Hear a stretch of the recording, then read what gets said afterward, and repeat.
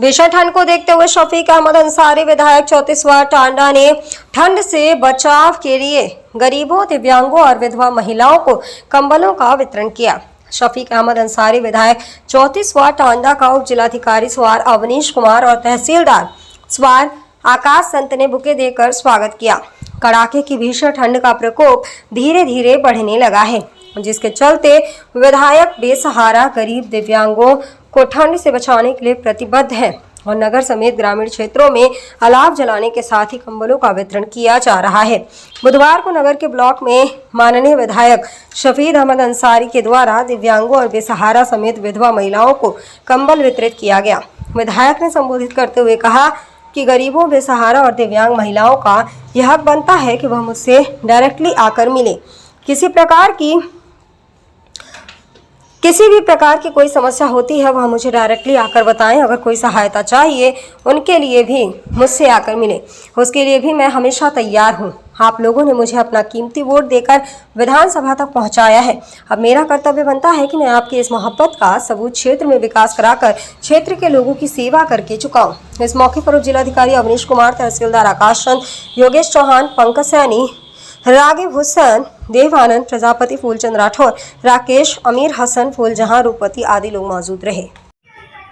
जैसा कि आप सभी लोग संज्ञानित हैं कि शीतलहरी का दौर प्रारंभ हो चुका है और ये कहा था कि एक बड़ा कार्यक्रम किसी स्थान पर रख लिया जाए, जिससे कि हमारे क्षेत्र की जो भाई बहन हैं जो ओढ़ने की अच्छी सी व्यवस्था नहीं कर पा रहे हैं, तो उनकी मंशा अनुरूप हम लोगों ने यहाँ पे कार्यक्रम जो है रखा है और माननीय विधायक जी के करकमलों से हम कंबल वितरण आज करने जा रहे हैं। इसी के संबंध में हमारे कंबल वितरण कार्यक्रम में स्वार टांडा के सम्मानित विधायक भाई शफीक अंसारी जी और हमारे स्वार नगर के मंडल अध्यक्ष सम्मानित पंकज सैनी जी, टांडा ग्रामीण के मंडल अध्यक्ष भाई प्रताप सिंह जी, मुकुटलाल जी, हमारे टांडा तहसील के सम्मानित एसडीएम साहब अविनाश जी, तहसीलदार साहब, नायब साहब, सभी सरकारी अधिकारीगण व मेरे सम्मुख बैठे सभी माताएं, बहनें और बुजुर्गों, भाई बहन। उत्तर प्रदेश सरकार में योगी जी ने आप सब गरीबों के लिए खजाना खोल रखा है। शीतलहर का वक्त चल रहा है, कंबल वितरण की चिंता हमारी सरकार को अन्य सालों में भी रही है और इस साल भी आपको सर्दी से बचाव के लिए कंबल का वितरण किया जा रहा है। और ऐसा ही नहीं, ये योजनाओं की बात है तो हर गरीब, किसान, मजदूर के लिए हमारी सरकार काम कर रही है।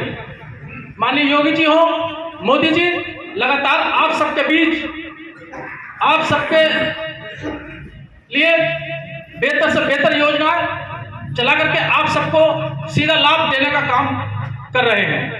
साथियों, चाहे फिर निःशुल्क अन्न योजना की हो, निःशुल्क आवास की हो, सिंचाई की हो, सड़क की हो, स्वास्थ्य की हो, शिक्षा की हो, सभी का लाभ योजनाओं के माध्यम से आप सब पात्र लोगों को किया जा रहा है।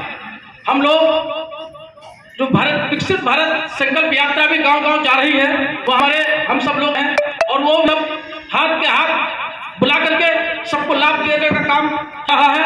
प्रत्येक पंचायत में माननीय मोदी जी ने गारंटी दी है और उस गारंटी के तहत हम सब लोग जा रहे हैं और सबको हाथ के हाथ लाभ दिया जा रहा है। जो भी व्यक्ति है, जो भी गरीब है, किसान है, जिस योजना का भी वो पात्र है, उसको तत्काल लाभ दिया जा रहा है।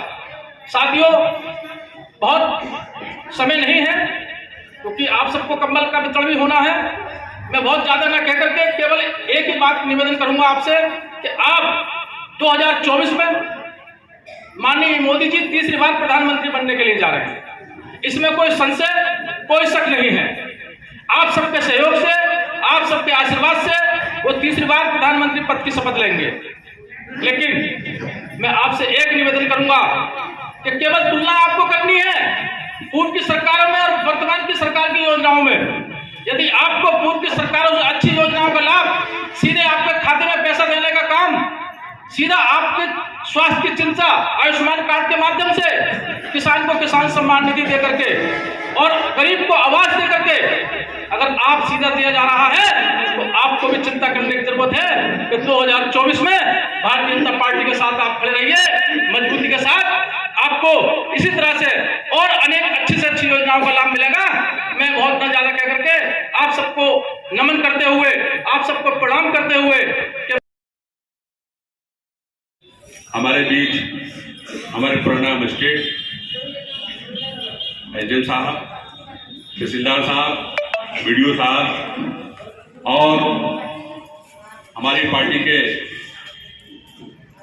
भाई राजकुमार चौहान जी, मंडल अध्यक्ष पंकज सैनी जी, रोहतास चौहान जी, हमारे भाई नरपनगर से मुकरलाल जी जो चेयरमैन है हमारी सोसाइटी के, और सभी हमारे सम्मानित साथियों, माँ और बहनों, आप सब लोगों को भली भांति आप जानते हो कि प्रदेश की सरकार और हमारे सेंट्रल की सरकार डबल इंजन की सरकार है, वो सबसे बढ़िया सब काम कर रहे हैं। सभी योजनाओं का लाभ हमारी सरकार सबको दे रही है, उसमें कोई किसी के साथ भेदभाव नहीं है, चाहे वो हिंदू हो, मुस्लिम हो, सिख हो, ईसाई हो, कोई समुदाय हो, सबको लाभ मिल रहा है।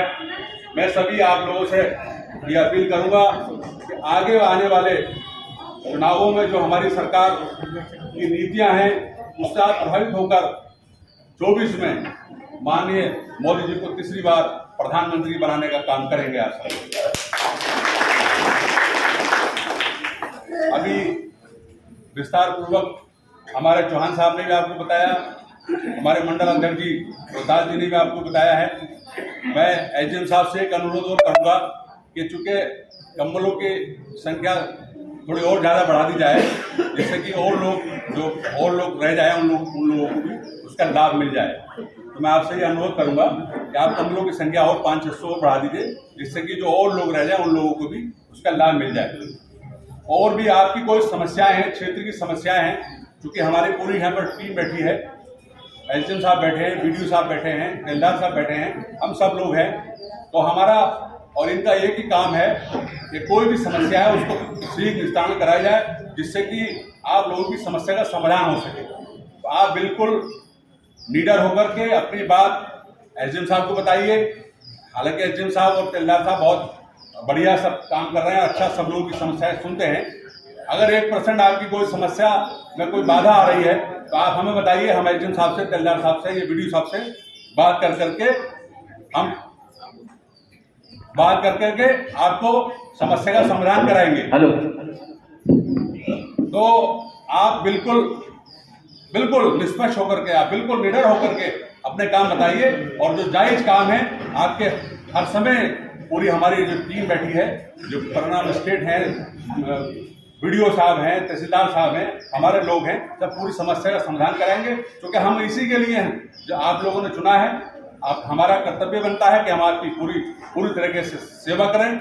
और आप आने वाले दिनों में बस मैं आपसे अपील करूंगा, गुजारिश करूंगा कि आप किसी भी बातों में ना आकर के, किसी के चक्कर में ना आकर के, आगामी 2024 में यानी जनवरी या अप्रैल तक मैं समझता हूँ चुनाव हो जाएंगे, तो उसमें मोदी जी का आप लोगों को जो है दोबारा प्रधानमंत्री बनाना है। मैं अपनी बाड़ी को यहीं विराम लगाता हूँ। जय हिंद, जय भारत, खुदा हाफिज।